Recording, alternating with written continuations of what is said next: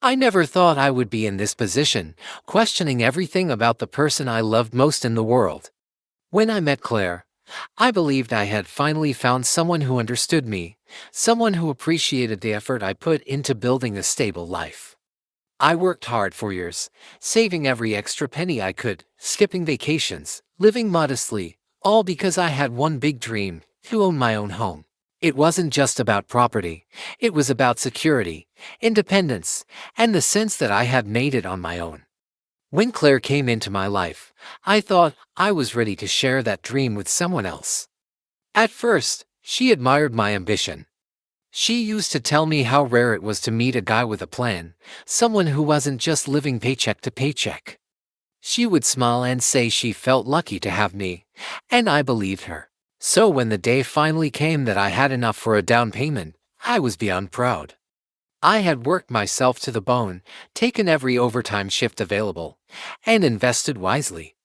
The house wasn't a mansion, but it was perfected three-bedroom home in a quiet neighborhood, big enough for a future family, with a backyard that Claire always said she wanted for our future dog.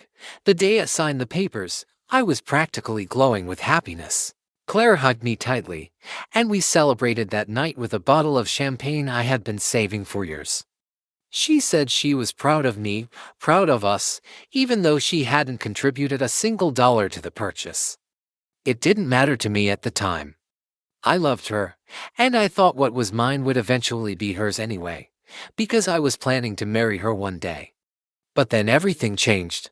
The trouble started: small comments here and there that didn't seem like a big deal at first. Things like "it's our home now," or "I can't wait to decorate our place." At first, I thought it was sweet. I thought she was just excited to build a life together. But then the comments became more pointed. One night, over dinner, she asked casually, "So when are you putting my name on the deed?" I froze. I wasn't expecting that question. I laughed nervously and said, "What do you mean?" "I paid for the house, Claire. My name is on the mortgage, the deed, everything." "That's how it works." She frowned, clearly unhappy with my response. "Yeah, but we're together. We're a couple. Couples share everything, right? Don't you think it's only fair that my name is on it too?" I tried to explain as calmly as I could. "Claire, I've worked for years to afford this place. You didn't put in any money for the down payment or the closing costs. I'm the one paying the mortgage every month. It doesn't make sense to just add your name because we're dating." Her expression hardened. "Wow. So that's how it is. You don't trust me. After everything we've talked about, after all our plans, you don't see me as part of your future." Her words stung. It wasn't about trust, it was about fairness and responsibility. I told her, "It's not about trust. It's about reality. If we get married one day, then yes, things will change. But right now, we're not married. This is my investment, my responsibility. If something goes wrong between us, I'm the one left holding the bag." She didn't like that answer. That night was the first time we went to bed angry.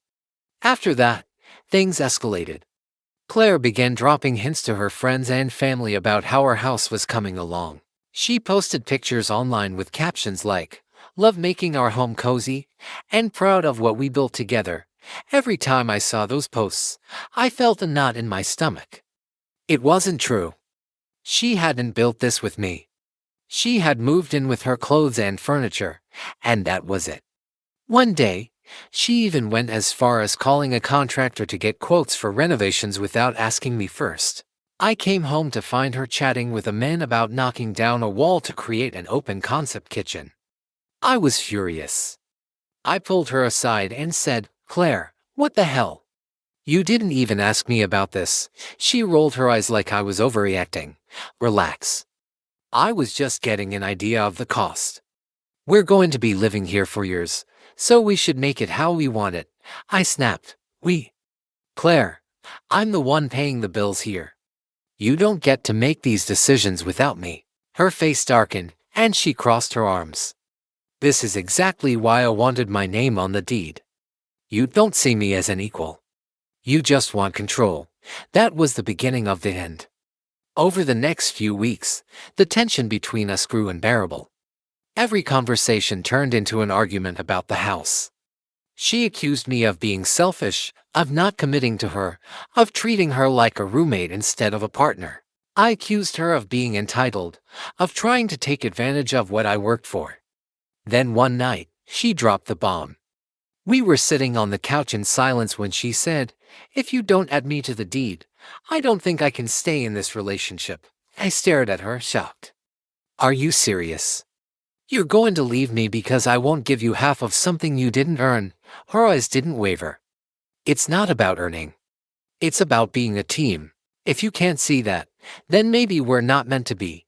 I didn't sleep that night. I lay awake, staring at the ceiling, wondering how the woman I loved could turn this into an ultimatum. The next morning, I made my decision.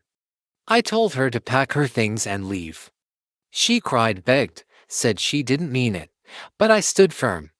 I realized then that this wasn't about love, it was about control, about her wanting security without putting in the effort. That wasn't the kind of partnership I wanted. It's been months since she left. The house feels emptier than I imagined it would, but also peaceful. I've started to enjoy the solitude, the knowledge that everything here is truly mine.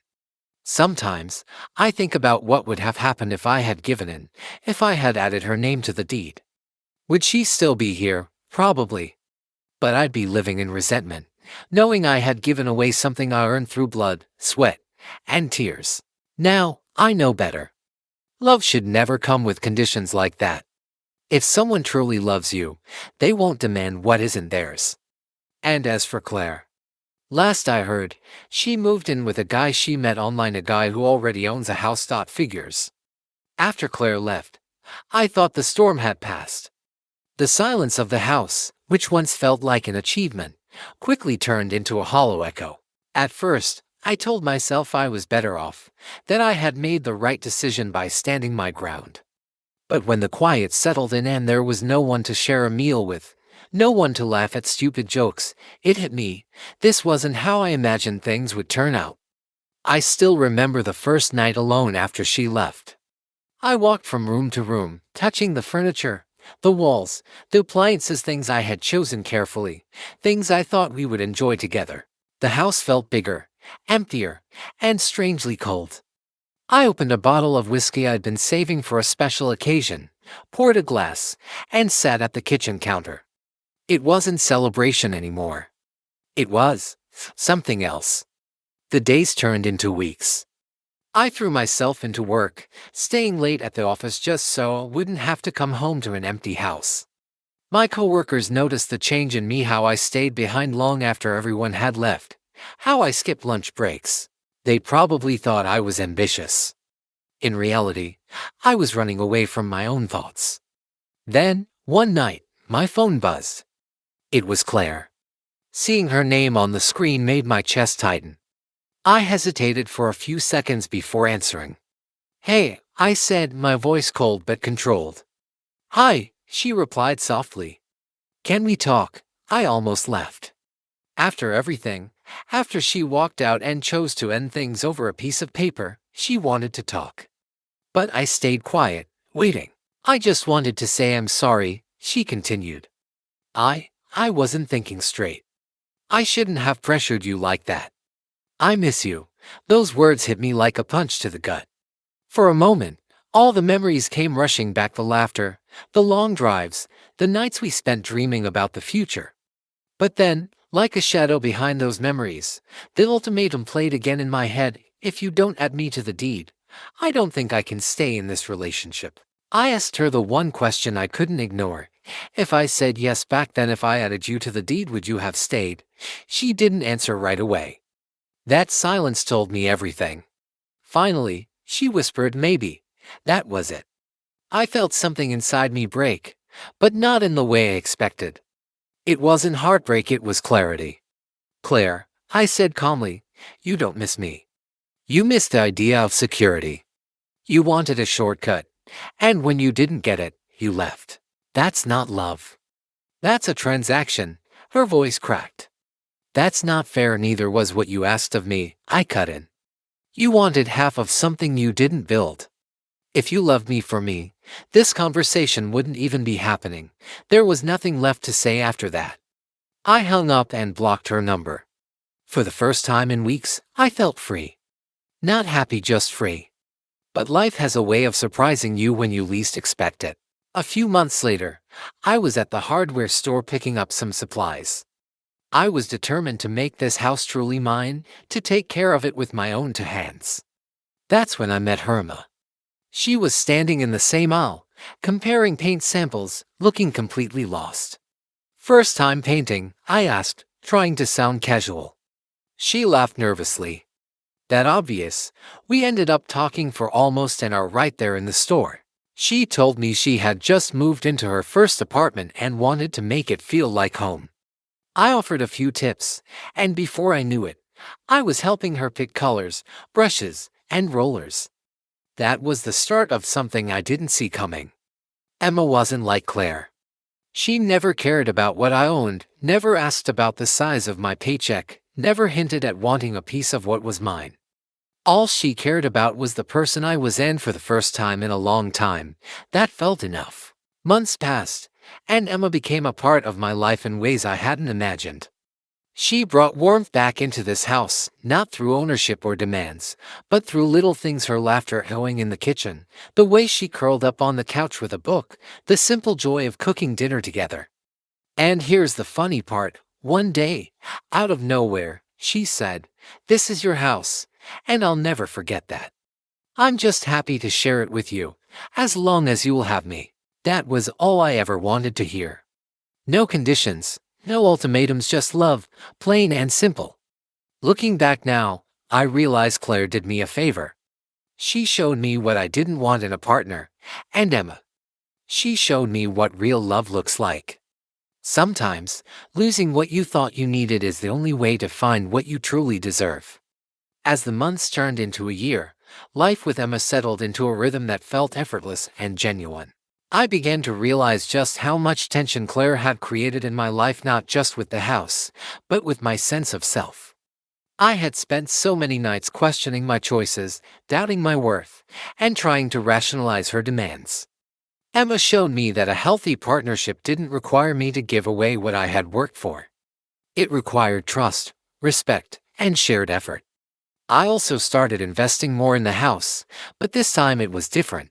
Every renovation, every paint color, every improvement I made wasn't just about aesthetics, it was about reclaiming my space as a sanctuary, a reflection of who I was without compromise. Emma was there for support and ideas, but she never imposed, never pressured. She appreciated what I had built and wanted to build with me, not take from me. I even started hosting small gatherings, something I had avoided for years because the house always felt like a point of tension. Friends loved it: the laughter, the warmth, the genuine sense of belonging. I realized I hadn't just bought a house, I had created a home, one that symbolized my resilience, independence, and now, my happiness. The thought of Claire occasionally crossed my mind, but each time, it felt less sharp, less painful. I realized that what hurt me most wasn't losing her, it was the realization that someone I trusted could demand something that wasn't theirs. But now, with distance and perspective, I could see it clearly. Claire's actions were never about me. They were about control, entitlement, and her inability to respect boundaries. Emma and I began discussing the future seriously. And like before, the conversation wasn't about ownership or property, it was about shared dreams, values, and goals. We talked about travel, starting a family, and even joint investments, but everything was built on mutual agreement. I realized that my past experiences had taught me an invaluable lesson: boundaries and mutual respect are the foundation of lasting love. One afternoon, as we were painting the guest bedroom together, Emma paused and looked at me. "You've really made this place special," she said. "I love that it's yours, that it reflects your hard work, your taste. I feel lucky to be here." I smiled, feeling a warmth I hadn't felt in years. "Thanks," I replied. "I've learned a lot from my mistakes. I think the hardest part was learning that giving away what's mine doesn't make me generous, it makes me vulnerable in ways I don't need to be." She leaned on my shoulder. I like that you're careful. It shows strength, and I respect it. I don't want to change that. I just want to be a part of your life, not take it from you. In that moment, I realized how much growth had occurred not just in the house, but within myself. I had navigated betrayal, entitlement, and emotional manipulation, and I had emerged stronger, wiser, and more confident. I had learned to value my work, my effort, and my autonomy, and I had learned that love could exist without compromising my sense of self.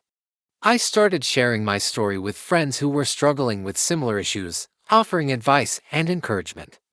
I told them, protect what you've built. Set boundaries. Love doesn't mean giving up yourself or your hard work. Real partners respect that. It felt empowering to transform my painful experience into guidance that could help others avoid similar heartbreak. The house, once a symbol of tension and conflict, had transformed into a sanctuary of growth, resilience, and love. Every corner held memories of my struggles and triumphs, every wall echoed lessons learned. And with Emma by my side, it wasn't just a house anymore, it was home.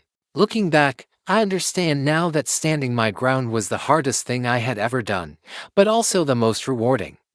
Claire may have left, but she inadvertently led me to a partner who truly respected me, who valued my effort, and who loved me without conditions. I realized that wealth, property, and security are meaningless if they come at the cost of self-respect. As I sit on the porch in the evenings, watching the sunset with Emma beside me, I feel a sense of peace I never knew I could experience. I am surrounded by the results of my own labor, the comfort of genuine love, and the knowledge that I made the right decisions even when they were hard. My house, my life, my choices, they are mine, and now I share them only with those who respect and value them. And for the first time in my life, I feel completely, unapologetically in control of my own happiness. Over the next months, life settled into a rhythm I hadn't realized I'd been missing. The mornings became my favorite time of day. I would wake up early, make coffee, and walk through the rooms, appreciating the home I had built with my own hands and effort. Every scratch on the hardwood floors, every small imperfection, reminded me of late nights assembling furniture, painting walls, and installing shelves. This house wasn't perfect, but it was mine, and that imperfection felt alive, real, and meaningful. Emma often joined me, curling up on the couch with her laptop while I worked on minor repairs or organized books. Sometimes she'd peek over my shoulder and say, "I love seeing you in your element," and I'd smile, realizing that this was love without compromise. She didn't need to control anything, she didn't demand her name on the deed or dictate what I could do. Her presence was gentle, supportive, and unwavering. For the first time, I felt what it meant to be seen and valued for who I truly was, rather than for what I could give. I also began reflecting on how my experience with Claire had shaped me. The betrayal, the ultimatum, and the emotional manipulation had left scars, but they also left lessons. I had learned the importance of boundaries, of protecting what I worked for, and of recognizing entitlement when it appeared. I learned that love should never require sacrifice of your autonomy, and that true partners respect effort, not take it for granted. One afternoon, I invited a few friends over for a small dinner. As we sat in the backyard, the golden sunlight streaming over the porch, laughter filling the air, I realized how much had changed. I had once feared solitude, believing that being alone meant I was failing somehow. Now, I understood that solitude, when chosen and respected, was empowering. It allowed me to heal, to reflect, and to grow. And with Emma beside me, solitude transformed into companionship that was chosen, nurturing, and joyful. We started planning small projects together, painting a mural in the guest room, planting a vegetable garden in the backyard, and even redesigning the kitchen. Every project was a collaboration, a shared effort that didn't compromise ownership but instead created something richer. Emma suggested ideas, I executed, and we celebrated together. It wasn't about control, it was about partnership. I also revisited my finances with new clarity. I realized that one of the reasons I had been vulnerable to Claire's demands was my own desire to avoid confrontation. Now, I kept meticulous records, ensured contracts were clear, and communicated expectations openly. It wasn't just about protecting my home, it was about protecting my peace, my independence, and my dignity. Late at night, when the house was quiet, I often thought about the journey I had taken. From working tirelessly to afford a home, to dealing with betrayal and entitlement, to finding someone who truly respected me, it had been a path of growth, resilience, and self-discovery. I had learned that ownership isn't just about property, it's about asserting your right to live life on your terms, to make decisions without coercion, and to protect the results of your labor. Emma and I would often sit on the porch, sipping tea, talking about our dreams and fears. One evening, she looked at me with a soft smile and said, "You've worked so hard for all of this. I'm honored to share it with you, not because it's yours, but because it's part of your life and I get to be part of that." Her words struck me deeply. They summed up everything I had fought for: recognition, respect, autonomy, and love that didn't demand compromise of self. I realized that this feeling of being understood, valued, and genuinely loved was far more precious than any material possession. Sometimes I think about Claire and the house I bought with my own money. I used to imagine how it would feel if she had stayed, if I had given in to her demands. But now, I see it clearly: giving in would have cost me more than just a house. It would have cost me my dignity, my autonomy, and the ability to choose who shares my life with me. Standing firm had been painful, lonely at times, and filled with doubt, but in the end, it allowed me to find something infinitely more valuable: authentic connection, mutual respect, and the knowledge that I am the architect of my own life. And as I sit here now, the sun setting over the backyard, Emma beside me, I finally understand what it means to live fully, freely, and unapologetically. My house is not just a building, it is a testament to my resilience. My life is not defined by those who sought to control me, but by the choices I made to protect myself and pursue happiness on my own terms. And the love I share today is richer, safer, and more meaningful because it is chosen, not demanded. I raised my glass to the horizon, the amber light reflecting in the windows, and whispered a silent thanks to the hardships that shaped me, to the lessons that strengthened me, and to the person I have become. For the first time, I am not just surviving. I am thriving, fully aware that what I have built inside and out is mine to cherish, protect, and share with those who truly belong. I remember the subtle ways it started, long before the ultimatum that ultimately ended us. At first, it was harmless, or so I told myself. Claire would make offhand comments about how we should really share everything, or "It feels like your name is on the house, but it should really be ours." At first, I laughed it off. I thought she was joking, teasing, or trying to be cute. But those comments, repeated often enough, began to gnaw at me. She started testing boundaries in small ways. Borrowing money for things she didn't need, hinting that I owed her for supporting her lifestyle, and even asking to make decisions about the house before we had even signed the papers. I noticed the patterns but told myself I loved her, that compromises were part of relationships, and that maybe I was overreacting. One weekend, I remember we were touring a furniture store. I had picked out a beautiful oak dining set months before, saved for it, and finally budgeted to purchase it. Claire suddenly insisted, "I want to pick something else. It should feel like both of us." When I reminded her that I had already paid for the set, she pouted, crossed her arms, and muttered, "I just want to stay in our home." Is that so wrong? It didn't seem like a big deal at the time, but that was the first real test. It was the beginning of her slowly inserting herself into control over something that was entirely mine. Every small push seemed harmless until I realized she was reshaping my reality, convincing me that giving her half ownership was reasonable, and that refusing made me selfish or controlling.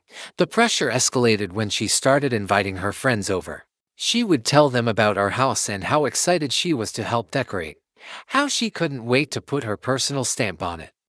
Her friends would nod enthusiastically, praising her assertiveness, and every time she came home, she'd report their admiration.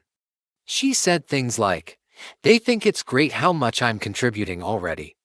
You know, they believe we're a team, and I should be treated equally. I could feel the manipulation tightening like a rope around my chest. Her behavior was calculated, subtle, and relentless. She framed my refusal as a moral failing, convincing me that my desire to protect what I had earned was selfish.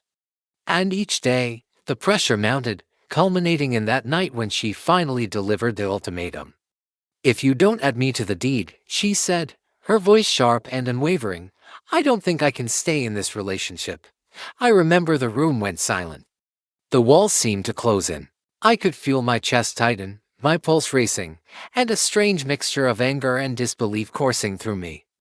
This was the woman I had loved, who had smiled at my ambitions, praised my work ethic, and shared dreams of a future together, and now she was demanding half of what I had built or threatening to leave.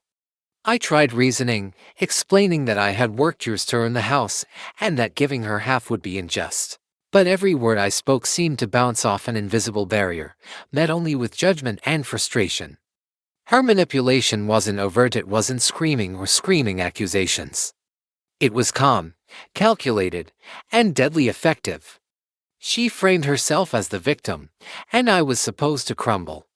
That night, I sat alone in the living room, staring at the deed in my hands, thinking about every sacrifice I had made to reach this point.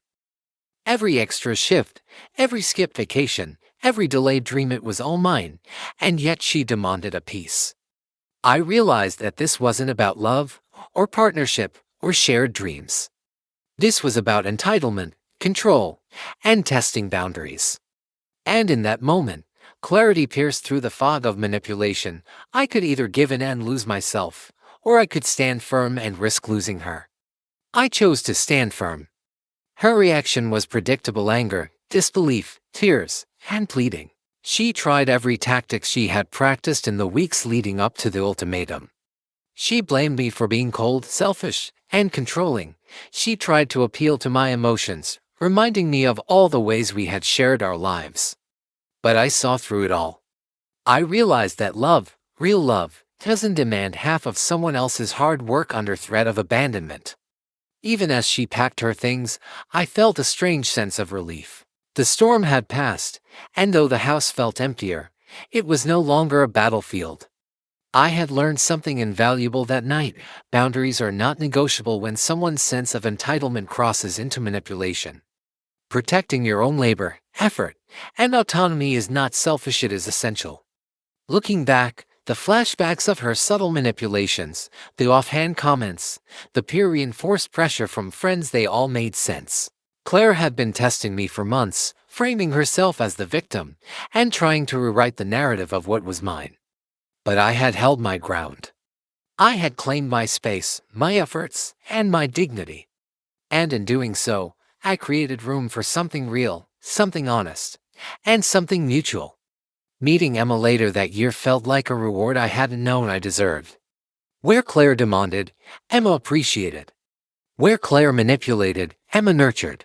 And I realized that every subtle push from Claire, every moment of tension and manipulation, had prepared me for a partner who truly valued me, not my possessions, not my income, but me.